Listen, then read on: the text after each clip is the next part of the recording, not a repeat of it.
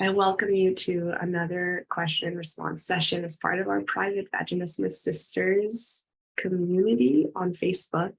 And I'm so glad that you're here and you're listening to this because there aren't a lot of spaces, unfortunately, in our society, in our communities, that intentionally invite us to have these conversations about an otherwise private pain and to actually connect on some of the deeper and subtle, but oftentimes really intense experiences, emotionally, mentally, physically, that other people simply cannot understand because they haven't gone through vaginismus the way that we have. And I truly believe that nobody can understand this experience unless they have lived it themselves. And it's beautiful when the people in our lives do try. They're there for us in any way that they know how. But there is something special about connecting with fellow Vaginismus sisters from all over the world that have been in a similar situation, trying to come to a place of openness and safety and pleasure and surrender in their bodies, just like you have over this last while that you have been dealing with the challenge of vaginismus. So I hope that my voice lasts until the end of our time together today. I asked my partner to bring me some hot tea that I didn't remember to make in time for being here with you. So he'll be in with that in a few minutes. And I invite you, just as I plan to take good care of yourself during this conversation, as well as after. And I'm going to be crawling under the covers after this, seeing as my sickness is coming on pretty quickly. I didn't expect for it to, I guess, speed up in this way. So I am still very honored to be here with you. And I invite you to participate in our session in the commentary to the video within the Facebook Live, or of course, watching the recording, or even being right here with me on Zoom to actually be in the conversation live. That is always an option. And I love interacting with you in this way, seeing your face and getting to know you better. Okay.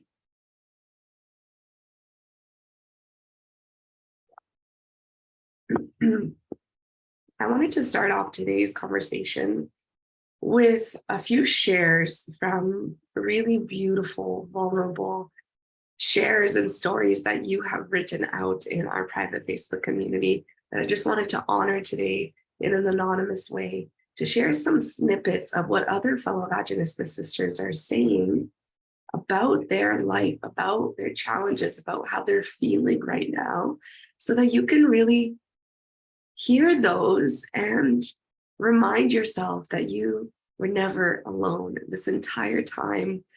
Being in the navigation of this private pain, it can feel so isolating and it can feel so alone. But it is very nice for us to remember that we hadn't been alone all along.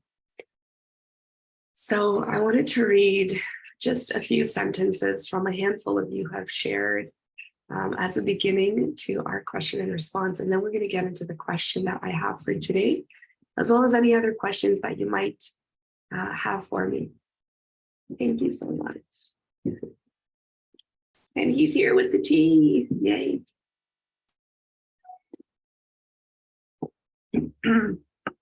So V said, somehow, miraculously, we did it once and I conceived, but it was the most uncomfortable thing that I have ever done. Yeah, and I feel that, and I invite us sometimes, we try to hold back on the intensity of how we express the pain of vaginismus, feeling like we don't want to be too much, we don't want to be too intense, but that was the most excruciating pain that we have ever felt. The pain between our legs, in our vagina, on our vulva, it is inexplainable. It's undescribable. And so I invite you to access that level of intensity of like, holy shit, that was painful. That was like a knife that got warmed over the fire and slowly inserted within my body. That kind of painful.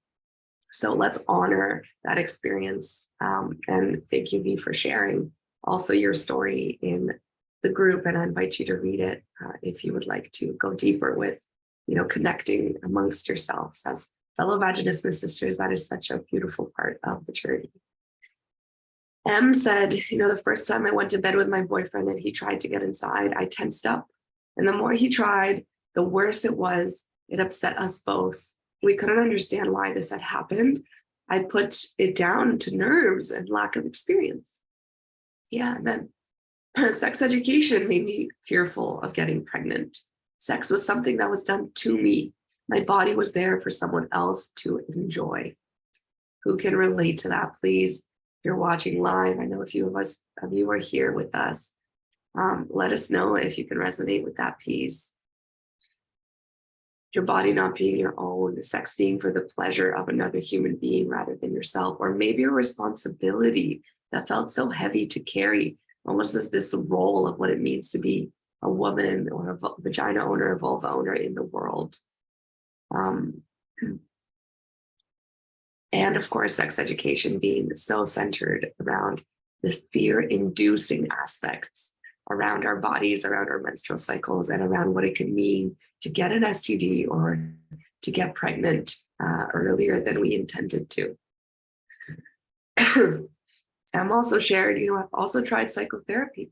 Not sure if it helped or not, but I'm tired of talking about the past that I can't change.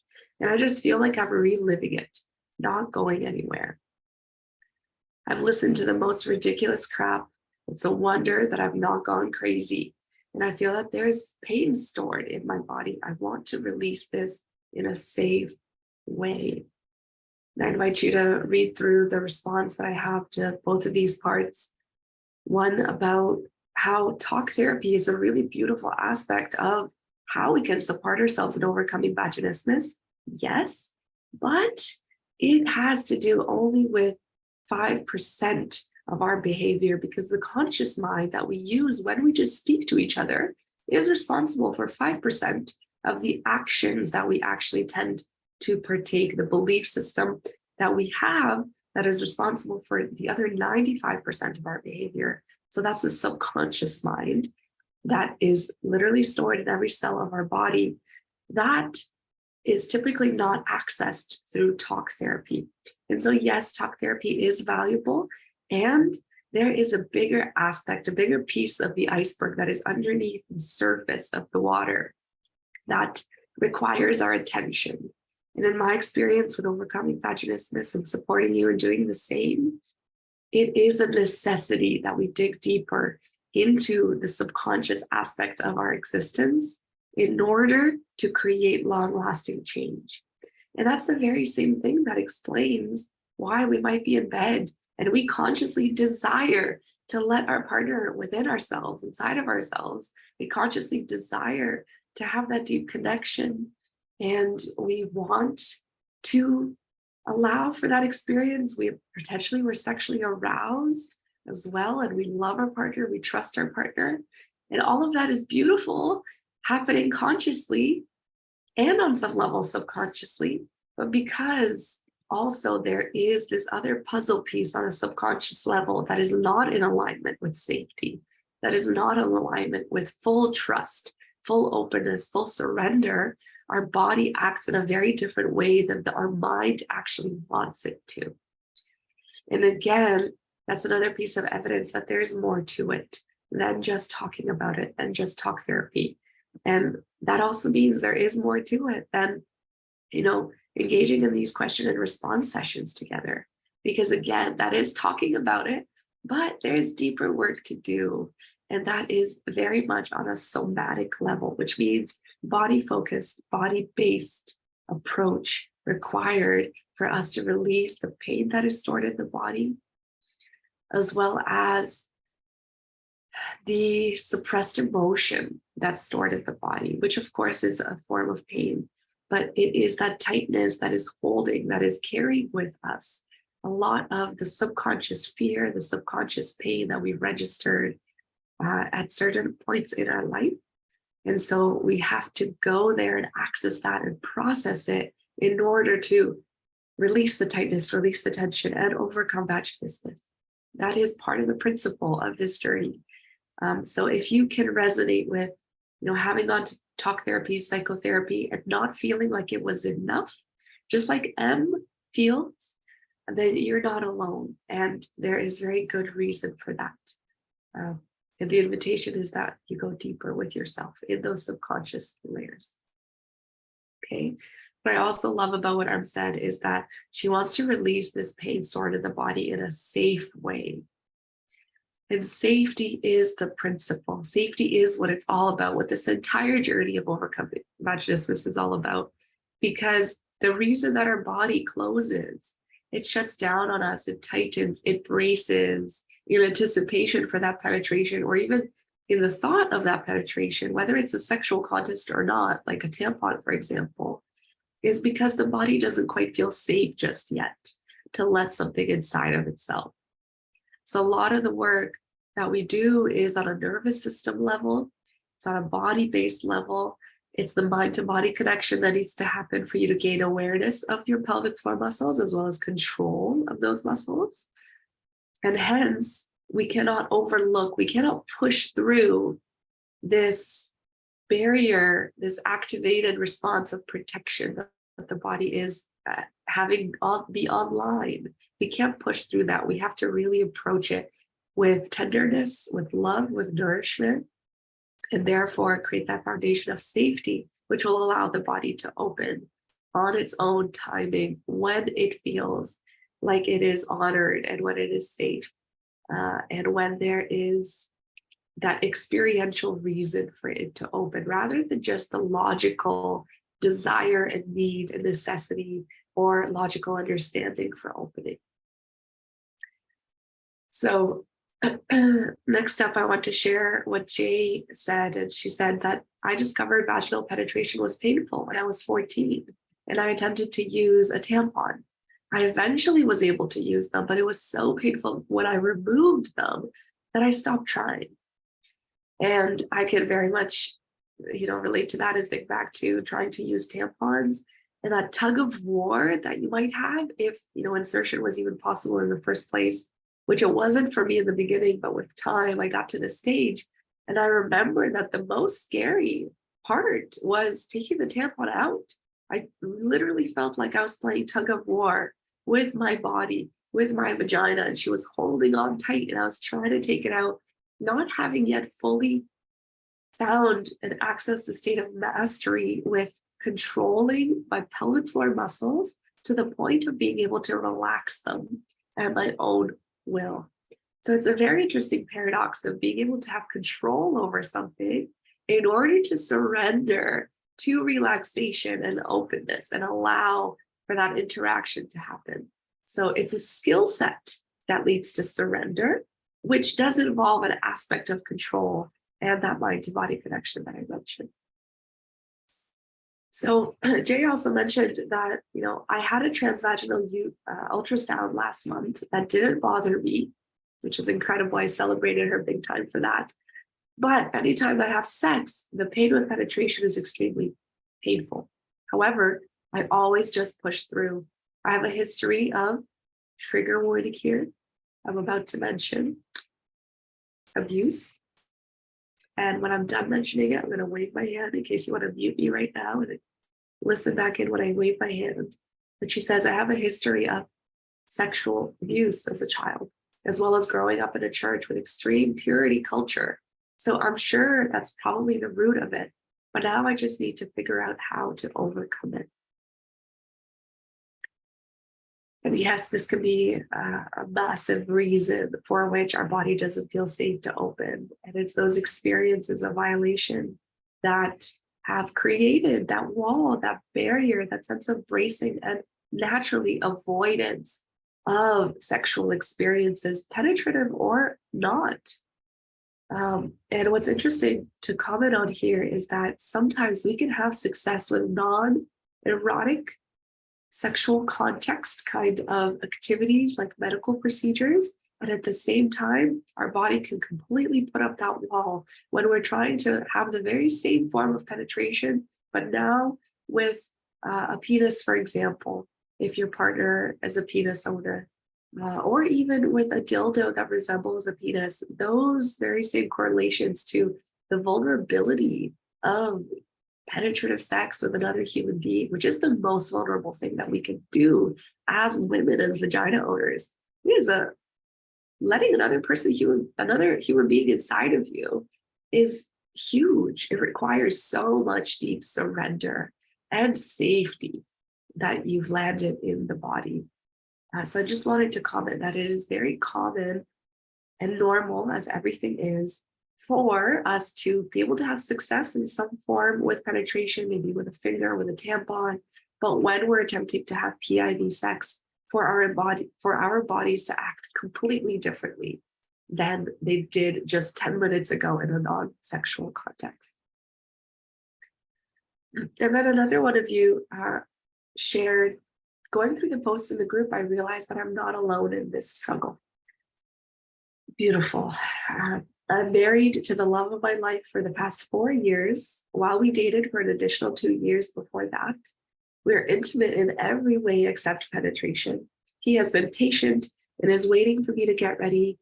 I'm the one who lost patience now because we want to start planning for a baby. And perhaps you too are in a similar situation of losing patience, wanting and craving that next stage of your life to come to fruition, to be able to grow your family, if that's part of the plan for you, that's part of the desire. And this could be a really beautiful motivating factor, and at the same time, a really big factor that puts a lot of pressure on you and on your relationship. And it becomes really important to find balance between the two and find this middle ground of safety where you're not feeling the pressure of the time crunch that feels more and more intense in life, as well as, of course, finding enough of a motivating factor to be taking action in this journey. So you said when he tries to actually penetrate, it becomes really hard for him to enter, so much so that his penis bends instead of going inside. Also, by the time we keep trying, he loses his hardness as well. Are we doing something wrong here? Or is this vaginismus? Or do I just need to be more aroused? And I answer this question in a lot of detail in the post. I just want to comment here that this situation where your partner's erection gets lost, the hardness goes away. Maybe also there is this shame and self-blame that might happen in that. All of those experiences are really common. And what's true is that our partners do go through very similar challenges. I wouldn't say similar necessarily, but they go through their unique challenges in the common journey of overcoming vaginismus as a couple, of moving through this private pain together, where this is the challenge and both of you are working together to overcome it. There are unique challenges on either party's side, and this is a very common one of them. So if your partner has experienced this, if you're experiencing this in your relationship, you're not alone. And oftentimes, what's quite interesting and very heavy and very painful emotionally is that our partners start to associate themselves as the problem. And very specifically, they start to associate their genitals as the source of pain for you, rather than a beautiful source of pleasure and connection and intimacy. And what can become difficult because of this association of them as the source of pain is that it is harder to then arrive at an erection, at really heightened arousal and desire to penetrate, because they don't want to cause you pain, that actually having an erection becomes more difficult.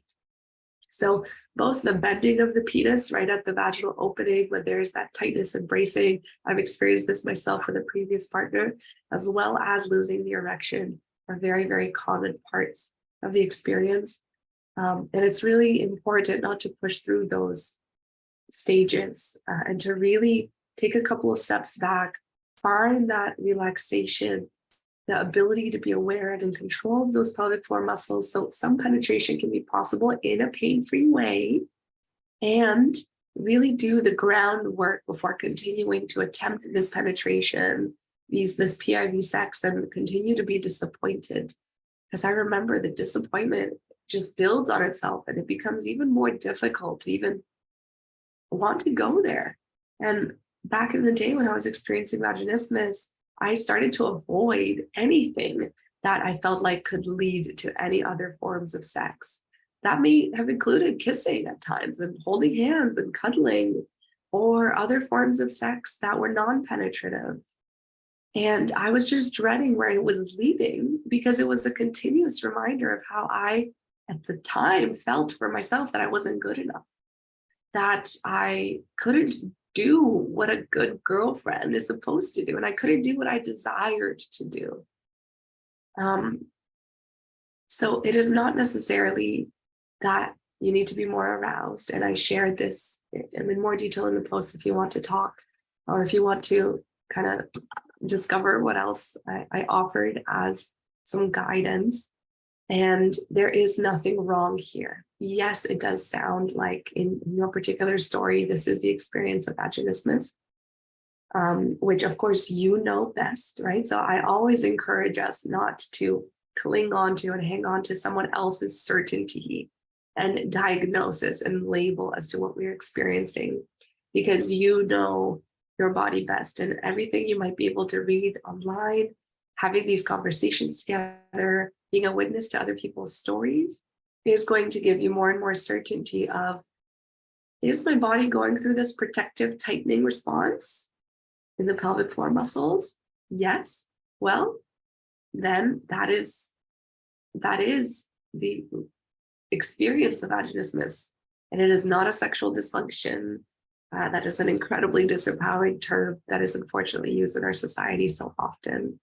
It is a protective body response, and we definitely don't need a diagnosis to be able to overcome this protective body response, to deactivate it, I should say, because technically it is something that could activate itself at any point in life in an attempt to protect ourselves. But it is also possible to deactivate it and keep it deactivated for the rest of your days. Now, if one day you, again, trigger warning here, get assaulted by someone and they're about to, sexually take advantage of you, then you better hope that vaginismus is going to come back online so that you can shut them out. Okay, done talking about that. So it can serve us, but in the context that we are right now, where it is these underlying layers of trauma, big T or small t trauma that we're experiencing, we want to be able to deactivate it. We want to have these experiences in a safe kind of way. And we can hopefully also look back and thank this body response on some level, have some gratitude to what our bodies were trying to do for us in the way that they felt they needed to help keep us safe, to help protect us. So thank you all so far for sharing your stories. And I have one more share here from Elle. And she had said, my husband and I are having a horrible time with positioning. Are there any good positions for a man and a woman that are easy? And she says, he's a lot taller than me.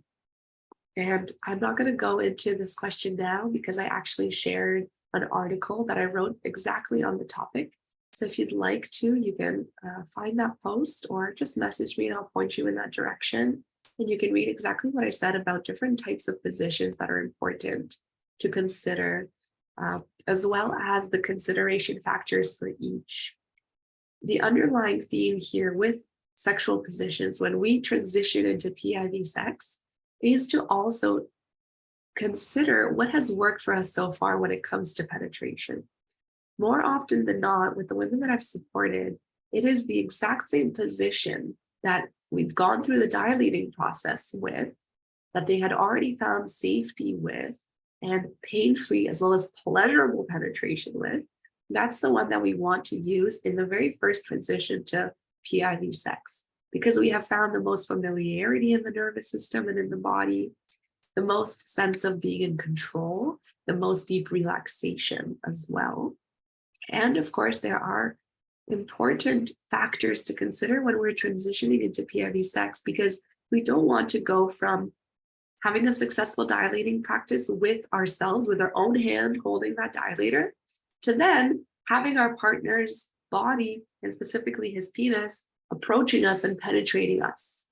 There are probably about 4 or 5 different stages in between those that we can actually break up and go through slowly, one by one, to help the body get used to this newness of another human being being in the picture, a dilator being replaced by a penis, you holding the dilator and being in control of the dilator, being replaced by your partner's body, technically being in control of his own body. So it's crucial for some of these in-between steps to be included in the transition to PIV sex. And that may be that your partner supports you in the dilating practice by holding the dilator and moving it for you, of course, while being in constant communication, helping build that muscle as well to feel that sense of resonance and knowing that you can always slow down, use your voice as well in order to create that change in pace, or to pause, or to stop altogether, and to feel like you are in control, even though you're not the one holding the thing that will be inside of you. And there's a whole other question and response session that I actually went into this in more detail, of course, as well as video guidance and more personalized private support with this kind of transition. But if you do want to also take a look at that article that I wrote, it is on my blog, the Love Diary blog. And I think it's titled something like 9 sex positions to support you in transitioning to PIV sex. Okay.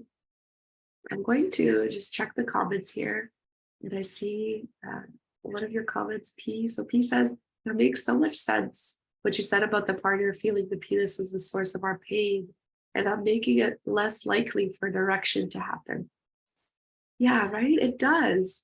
There is an association that they start to create as a result of this painful sex experience for you, an association related to their own bodies. And unfortunately, this can often be a catalyst to the cycle of pain that is happening also on their end.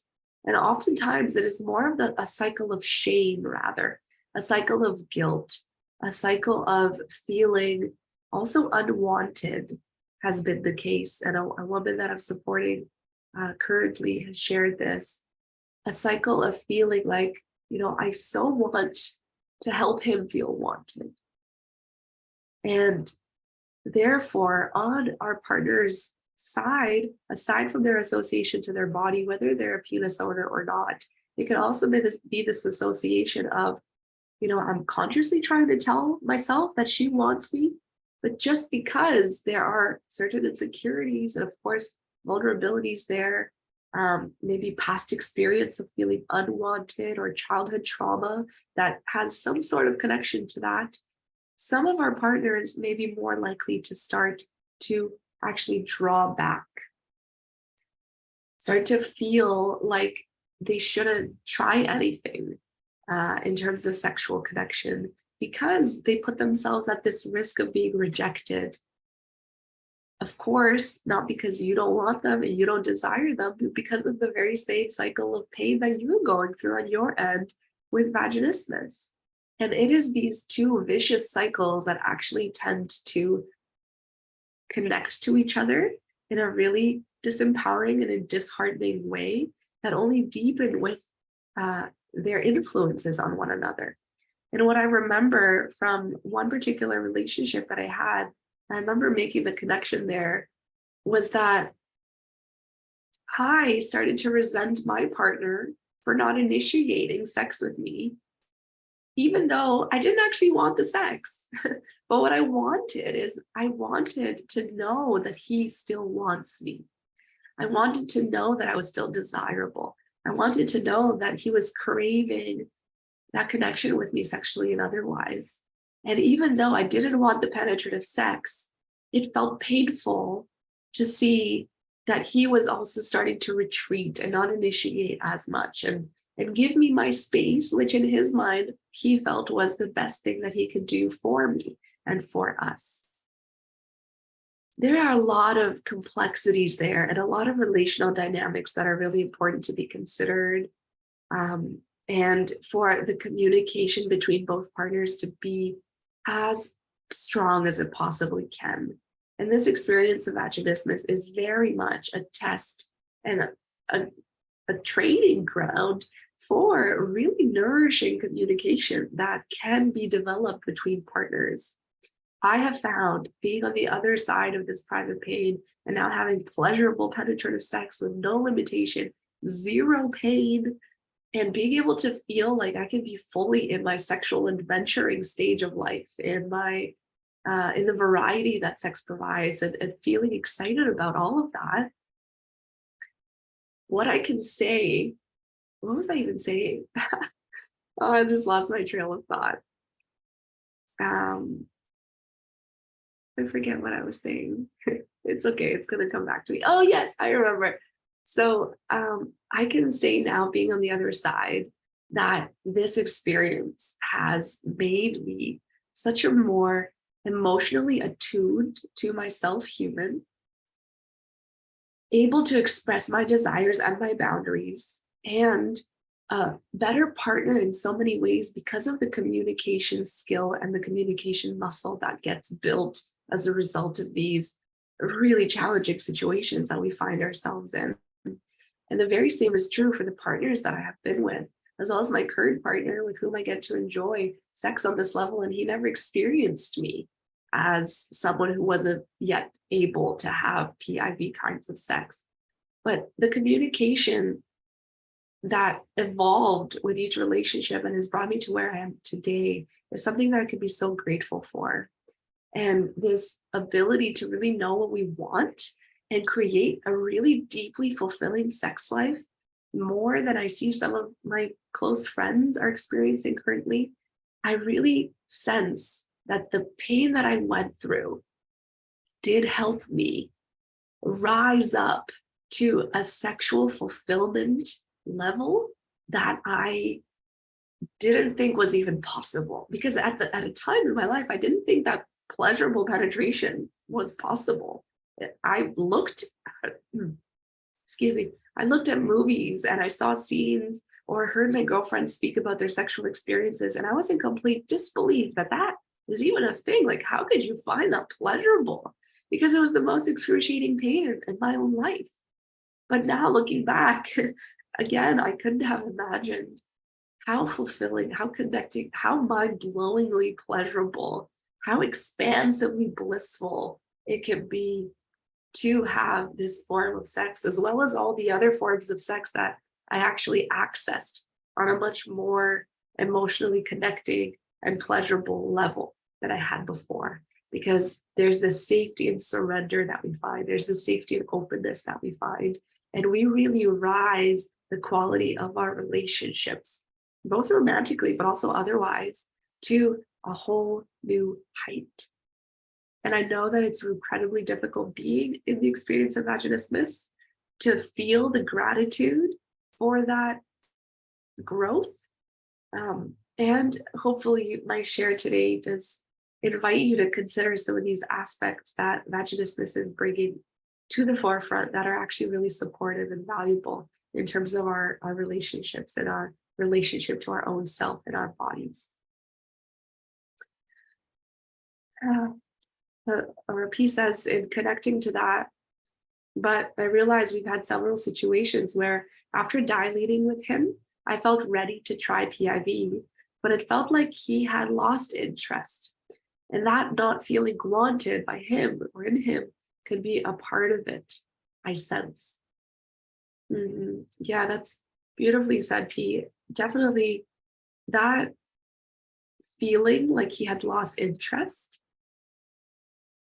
The only way that I could explain it is exactly that, is possibly also an association that, it is this goal orientation that also M shared in her story and her experience with overcoming vaginismus so far, is the goal-oriented aspect, where sometimes our partners could actually feel like, okay, so now you want my penis so you can prove to yourself that everything's okay, rather than oh my goodness, I see this desire in your eyes that you want me inside of you. You want me as close to you as I can possibly be.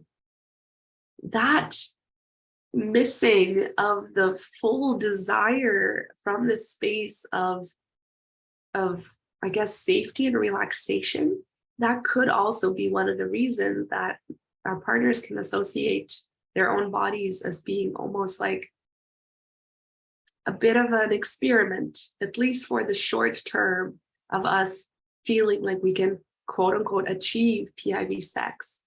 And that is so natural that that might happen. And of course, it's so natural that it is happening on some level, because of course we cannot have that full desire and turn on an arousal in our eyes as we're about to invite them inside. We are worried. We are feeling nervous in the moment. We're feeling like we want to brace again. We're feeling very hard.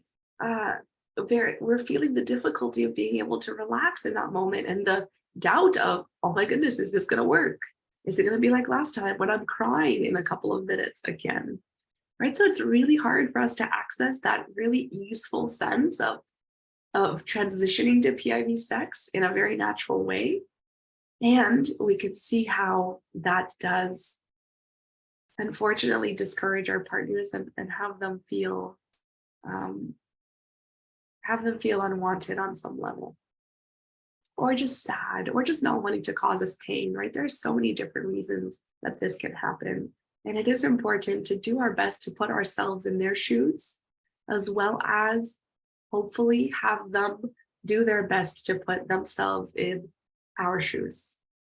And it's that common empathy and compassion that we can access that really helps to move continuously, step by step forward in our progress. Even if that sometimes does feel like we're moving a few steps backwards, we really are, as long as we hold on to that love and acceptance, we really are continuously moving forward. And you have been this entire time in your journey, you have been continuously moving forward. And sometimes that can look like taking a break and not a lot of things happening on the journey, but that also is incredibly valuable. And rest is incredibly valuable. And rest doesn't have to be productive to be valuable, by the way. I had, in my transition of really understanding nourishment and rest, I had started to associate rest as being good, because rest is productive, rest is good, rest is productive. But it's this association between productivity and goodness rather than rest and goodness. And so we got to take productivity completely out of the equation, which is really hard for us high achieving, perfectionist kind of women, people. It's hard to do that, but we, as part of this journey, do need to, in my opinion, start to really see the value in rest simply for what it is, rather than for any goal orientation around rest and nourishment or achievement that will happen after the rest or productivity that rest can be associated to. And this really does help downregulate our nervous system. See nourishment as something we're deserving of and something that we prioritize in our lives. And all of those are puzzle pieces that help us in this journey that I like to call our sexual liberation. And that's what our program is actually called, Sexually Liberated, whether it's a group experience or one-on-one experience with me. And there's actually an announcement that will be coming hopefully soon, depending on some tech and website things that we're creating together on the back end. But there will be an opportunity to get more and more involved in Sexually Liberated if you do choose to do so in a very affordable kind of way, which I know is not easy to come by in the medical communities and in the vaginismus community as a whole. He says, you're a blessing to listen to. There's always something that finds its place in me when I hear you. I'm so glad. That makes me so happy that there's something here for you in today's conversation that has supported you, and it's going to continue supporting you in any way that it actually blossoms after this conversation. Because typically that's the way that it works. We plant a seed, and then with time and with different light bulb moments and experiences and associations, it actually blossoms into more and more insight and wisdom that has a really big impact on our lives. And you said, yes, I've thought that as well. He's totally attuned to his feminine, and the remotest feeling of ticking the box of PIV could put him off too. Absolutely. Yeah, the remote feeling of, oh, okay, well, now it's about the accomplishment rather than about our enjoyment of each other. Well, I'm not really down for that. I feel that energy of potentially even neediness. And I'm not speaking about that being the case for you, but I can resonate from my own self, especially kind of in the transition between being able to have pain-free penetrative sex and then being able to transition that into wildly pleasurable penetrative sex, as well as authentic desire for that experience, truly, because it was not something I wanted for so long.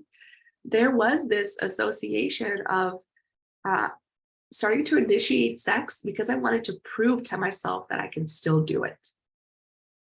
And my partner could feel that. And looking back, I can see how the energy of that sexual experience could have been off because I was still continuously almost living in this old identity of,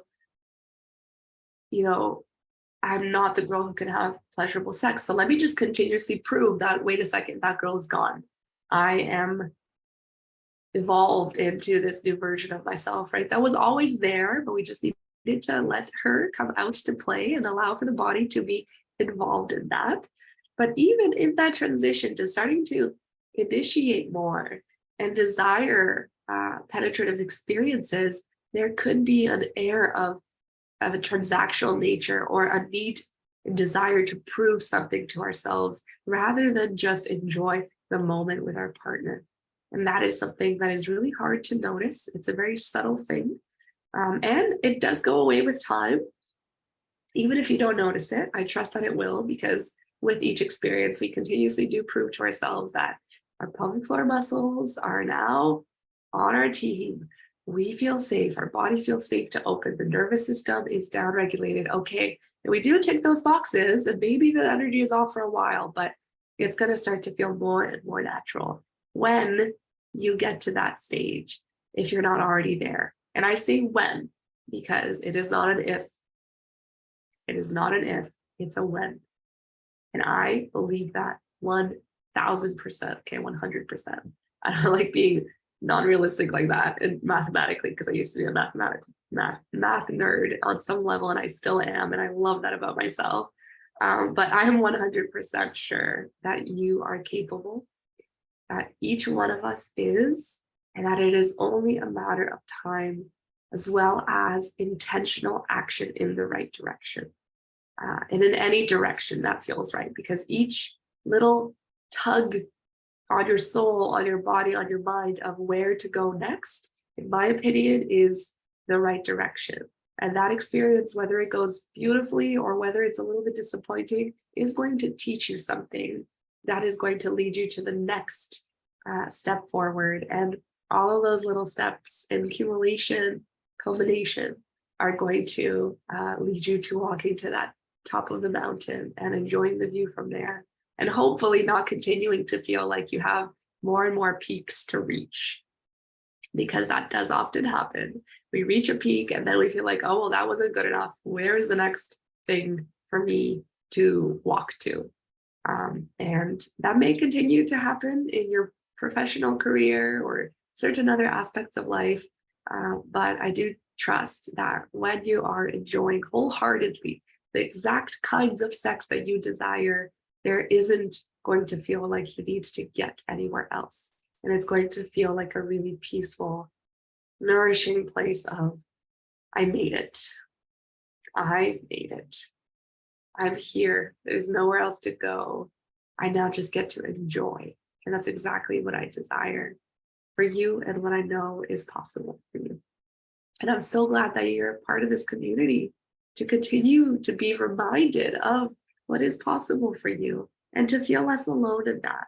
Again, I started off, and I've shared this quite a few times, but processing these things and what you might call healing.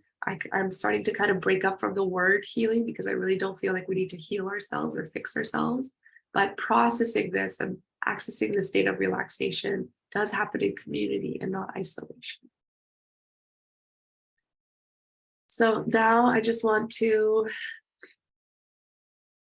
if anything is coming up for you to comment or share on, I invite you to do that. And I just want to attend to the one question that we have for today that was more so submitted, I guess, in a more formal way for the question and response session, though we have covered some other questions as well that were submitted informally. But this question is, I still don't know how to cure my vaginismus after using dilators. So tell me in the comments, and even if you're watching the replay, I'd love to hear, how you feel about this or anything else you've shared. I'm going to go back and read all comments on the recording. Can you resonate with that, right? Feeling like you have used dilators and there's still something that isn't connecting that gap between using dilators, successfully, let's say, and we can define what that means, by the way, as well as then transitioning to PME sex.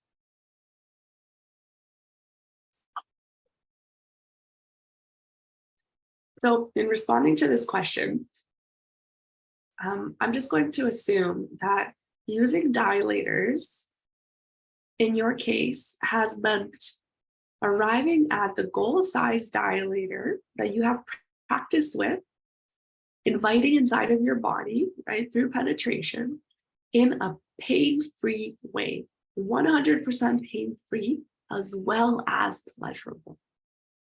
Because we can use dilators and, like I did, push them through my vaginal opening and inside of my vagina and feel the pain and grit my teeth and just think to myself, I just have to lay here as still as I can, tolerate this, and hopefully then my muscles are going to relax and I'm just going to get used to this. And when I take it out, I'm going to be that much closer to being able to have this experience pain-free. And that's just not how it works. Every single time we experience pain with penetration, we deepen the cycle of pain. The only exception here, is the practice of trigger point release, which is also called vaginal dearmoring, or could be called yoni mapping.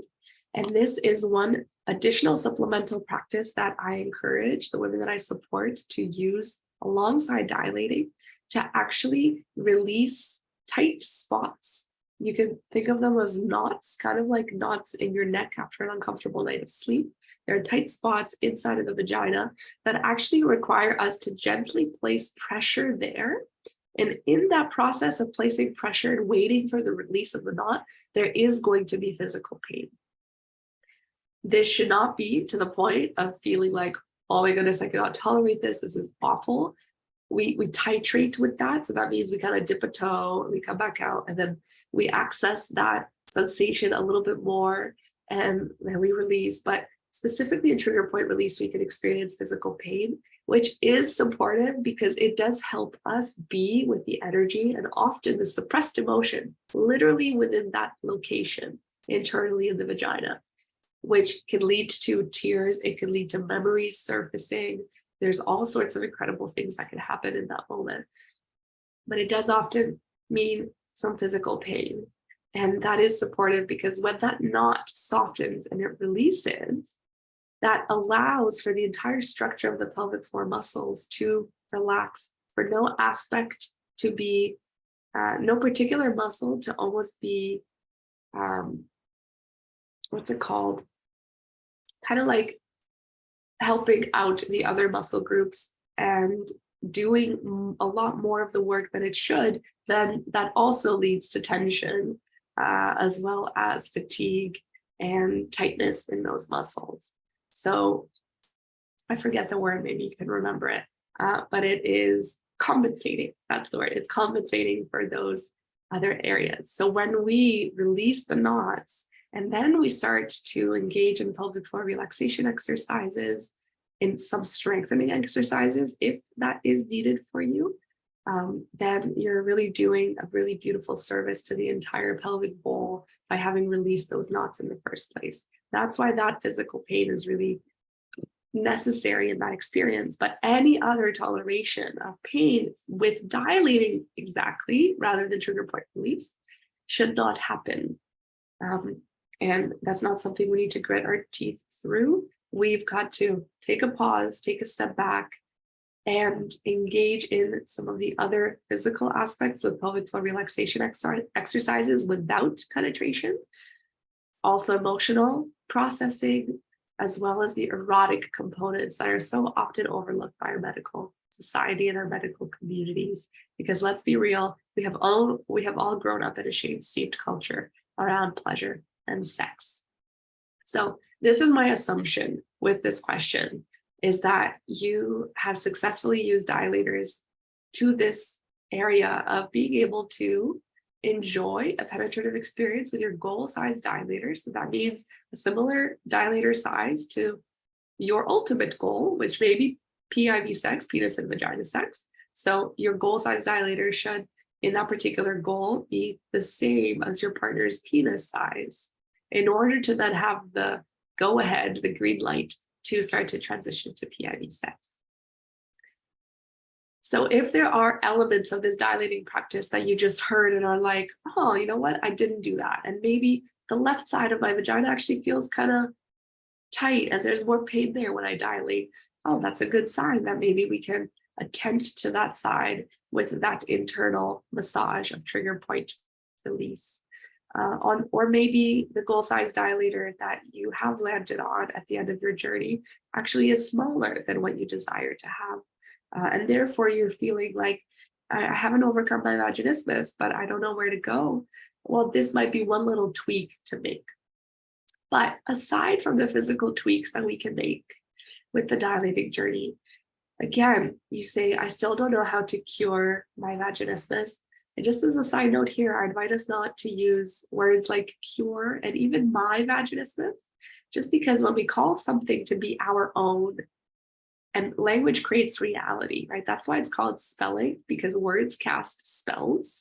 So if I every single day told to myself, I am stupid, I'm not capable of anything, I can't do anything, I'm going to live in accordance with that language, that inner talk that actually creates our subconscious belief system of I'm stupid. And the very same thing applies with this language creating reality in the vaginismus journey, is taking something as your own and almost identifying with vaginismus being my vaginismus, something I own. And the next level to that is actually making it part of our identity. Like, I have vaginismus, I am vaginismus, I have a sexual dysfunction, I am sexually dysfunctional. We don't want to go there. That is so disempowering and so unfortunate that we use this kind of term in our society. And also cure as a word, again, this, of course, anything is up to personal preference, and please take what sticks and leave the rest. But curing kind of makes it feel like it is a disease. It is something outside of myself that I'm not in control of almost. And it's true that we're not in control of this protective response right now. And if we do label it as a protective response that we are just currently experiencing, we're experiencing it for now, there is a lot more of this openness and opportunity for this change to happen, where we let go of the protective body response, we deactivate it, and there comes a time when we are no longer experiencing vaginismus. So just a side note for the languaging there, and I hope that that is supportive. But if you feel like I've done all the right things with dilators, I still don't know what there is left to help me overcome vaginismus, I'm just going to list out some different themes for you to consider, and we're not going to be able to go into them in detail. However, I do invite you to browse in the guide section of our Facebook group all of the other question and response sessions, because there are very specific themes that we have gone into in more detail from the ones I'm about to mention. So again, 3 pillars of overcoming vaginismus. One is the emotional processing or healing journey. The next is finding and embracing our authentic sexual self. So this is the erotic aspect. And then finally are the physical aspects.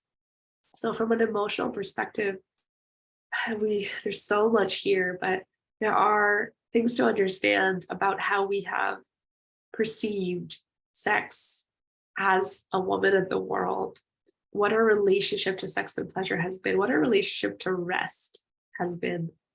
Very many of us are high achievers, high performers, perfectionists. Perhaps you even have OCD tendencies like I used to.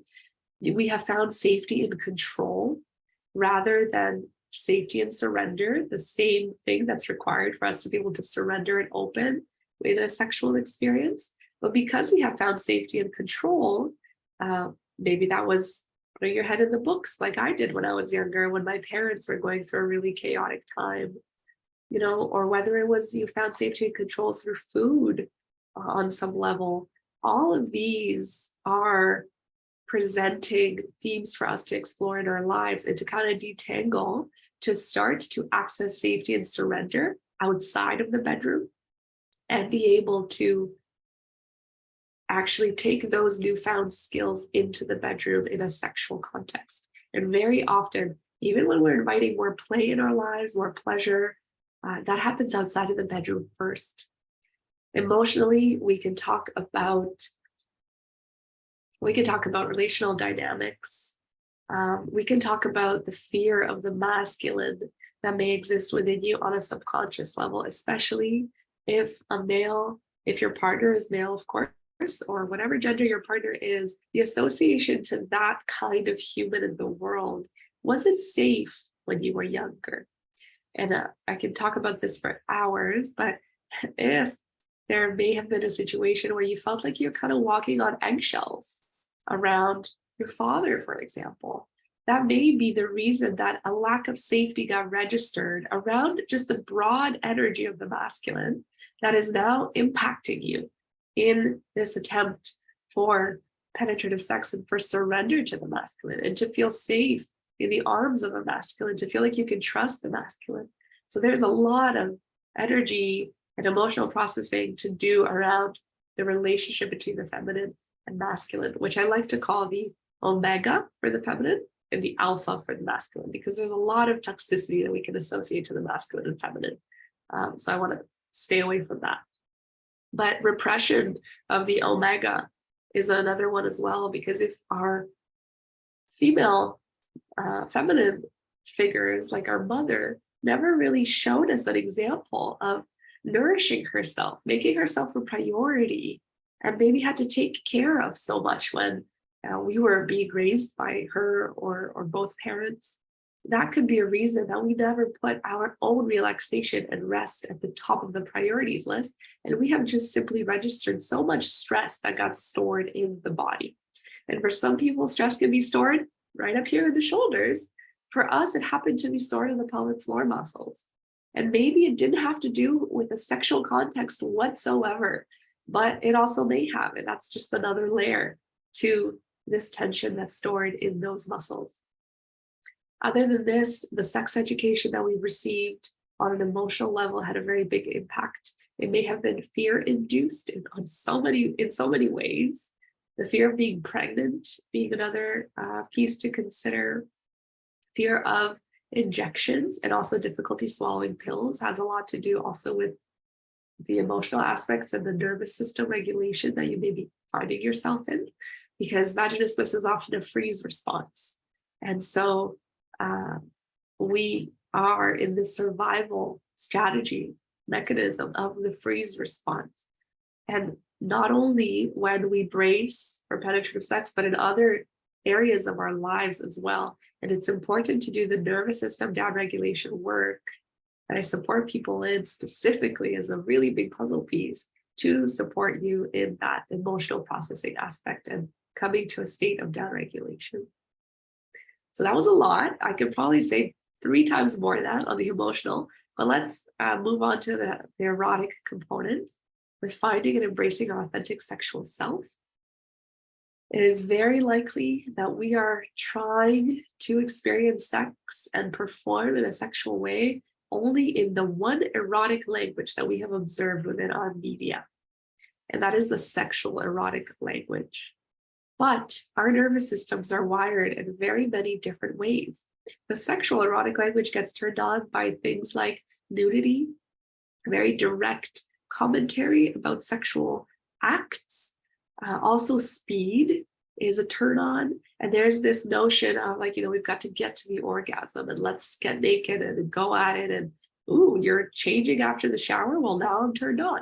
That is the kind of sexual erotic language that some people find to be their primary erotic language.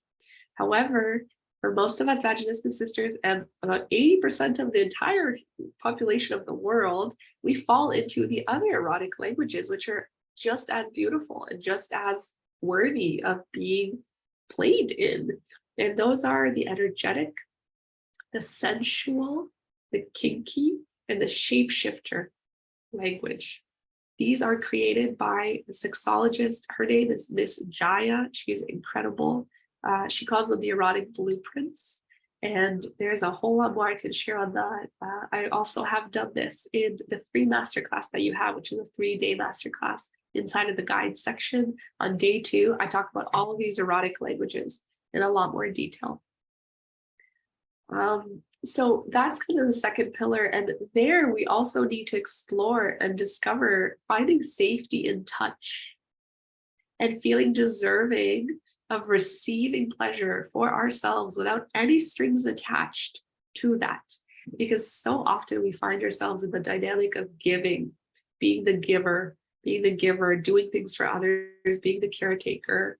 And that translates to in the bedroom as well, where we haven't quite learned to be in full relaxation mode when we are being given to.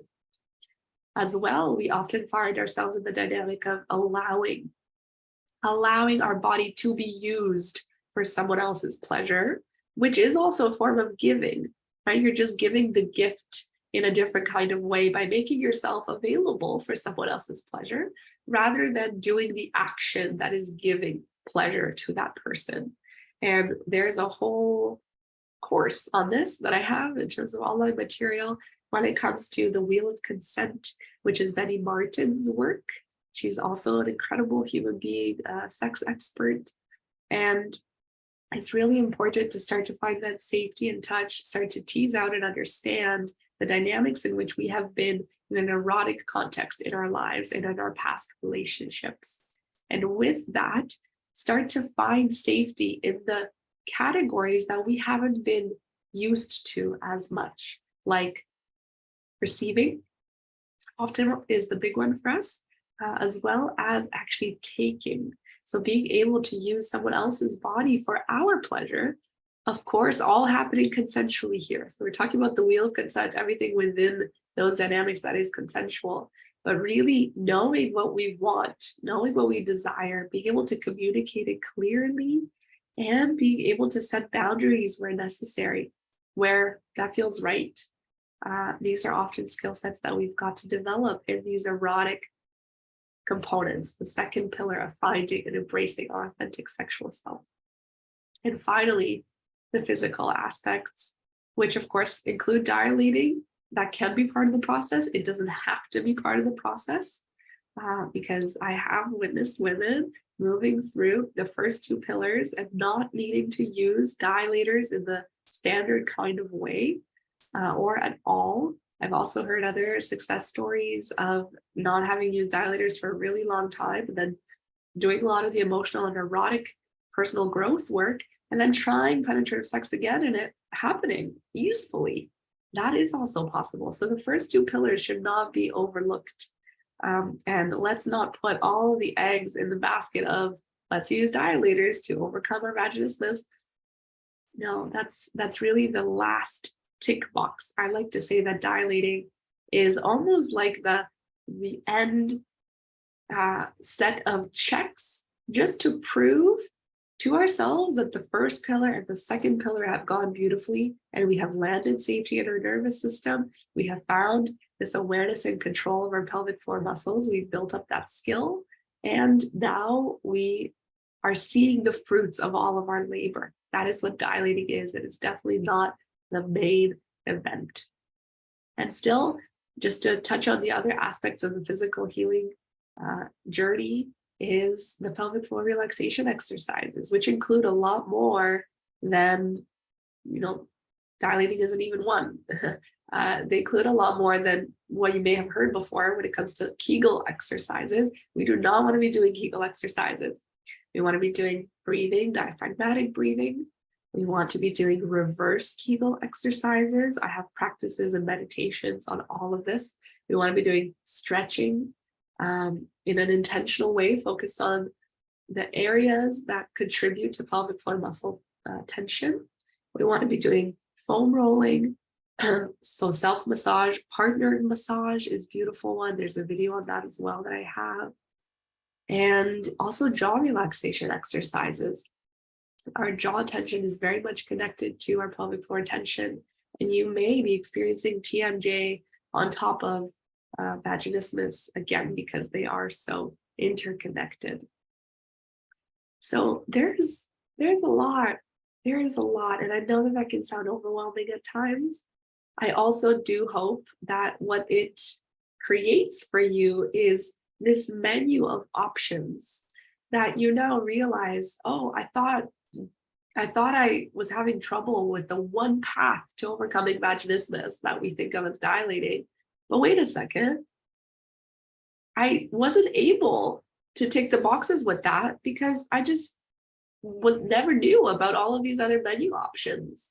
And now that you have them in front of you, you can follow your own curiosity and excitement with tapping into each one, and hopefully also the sequence that I have found to be most effective and supportive, which does start with emotional, as well as pelvic floor relaxation exercises as the foundation, moving into deeper emotional and nervous system downregulation, and then erotic components that are focused on the self, on ourselves, then relational erotic components. There are games to play, practices to engage in with a partner if you do have one. And if you don't have one, that's absolutely perfect. You can overcome vaginismus by yourself. You don't need a partner to do so. And then only after that, starting to tick the boxes with actual penetrative practice that must involve sexual arousal and sexual pleasure. Because why take pleasure out of the equation when we are working towards pleasurable penetrative sex? If we want pleasure, then let's make pleasure into each experience now. And I can say a lot more also on how important it is sometimes to actually not dilate. How important it is to say no to dilating and no to this consistency of dilating every day, which is completely off the mark in my experience and with the experience of my clients and the women that I support. So those are the things to consider. And I hope now you can say, I now know what more I can do to overcome vaginismus, even when dilating was either, successful till the end or not. Or you tried it and you found it frustrating and it just didn't work for you. But here's just one final comment on why you may have experienced success with dilating all the way till the end, yet still that penetrative sex experience didn't happen. Very often this is because of certain subconscious associations to our partner's body. So if your partner is male, the penis. I myself, there was fear associated with the penis that I never really understood until many years down the road when I look back. But oftentimes we associate a man's penis as a bit of a weapon. And that's because we hear trigger warning. We hear all about sexual assault, rapes happening all over the place, that we need to protect ourselves, that we need to not walk by ourselves at night. All of these things, even though they are not associated to our partner, they are associated to the penis. They're associated to this tool that is used for very unfortunate and painful things. So there may be emotional processing to be done around that. As well, and of course, the vulnerability, feeling safe to be vulnerable to another human being, letting them inside of you. That's another piece. And it just may, of course, still be that it happened a little bit too quickly, too fast, too soon. All of these can have the vaginismus response come online as a bit of a trigger for protection. And maybe you don't need to really dive deep into the emotional or erotic aspects, but maybe there are some physical tweaks to be made for you. And I would really need to know more about your story in order to support you better with that. Okay, yeah, peace out. I need to leave now. We'll listen to the rest later. Thank you. Thank you for the questions. All the responses help. You're very, very welcome. So I hope that you found this supportive and helpful as well. I'm glad my voice is still here. I am off to rest, and I wish you a really beautiful rest of your day with rest and nourishment and pleasure and celebration for being here. We don't celebrate ourselves enough. The fact that you're here, you're listening to this, is a huge step in your journey. And I'm so proud of you for being part of our community and for taking care of yourself in this way, because I know that you could have given up 50 times by now, more than that. And you may have given up a handful of times, just like I did on 5 or 6 occasions. I was in a complete state of, I'm never going to overcome vaginismus. I'm never going to have kids of my own. Maybe I'm never going to have a partner. It was just really, really deep desperation. But what tends to happen time and time again is that there is this spark of hope. There's this spark of inspiration that hits you. There is some sort of sign or message that invites you into a new approach, a holistic approach that I trust you see this one to be, because a holistic approach is very necessary in this complex journey. And again, I just want to celebrate you for the resilience that it took, that you have held onto, for the love that you have held onto for yourself. That is amazing. And you are a warrior. And I know that hearing the compliment of "you are so strong" can sometimes actually not feel very good, because we think to ourselves, well, I don't want to be strong, damn it. I want to stop needing to be strong, right? Tell me if you could relate to that. And I guess that has been the path. And I know that you have been strong beyond belief. I invite you to allow yourself to be more supported, to open yourself to support, so that you don't have to be strong by yourself, so that you can feel supported, and you can almost like crowd surf. If we're talking about a concert with someone crowd surfing, right? Laying down and being supported by the community. That's the kind of visual that I invite you to take away, that you can be supported, you can open yourself to guidance and community and sisterhood. And that's exactly what I have been intending to create here and have been over the last 5 years. And I am really happy with the fact that we have this safe space to connect to each other and move through this together. Okay, have a wonderful rest of your day. I will see you in our next question and response session, which is happening monthly. And any other posts, questions you have in the meantime, you can post in the community. I can respond in text format or leave them for the next question and response session. And as well, please do keep an ear out for the next way that you can get involved more personally in a deeper way with fellow Vaginismus sisters and with myself as part of the sexually liberated movement that I've been building. Okay, have a wonderful rest of your day. Bye.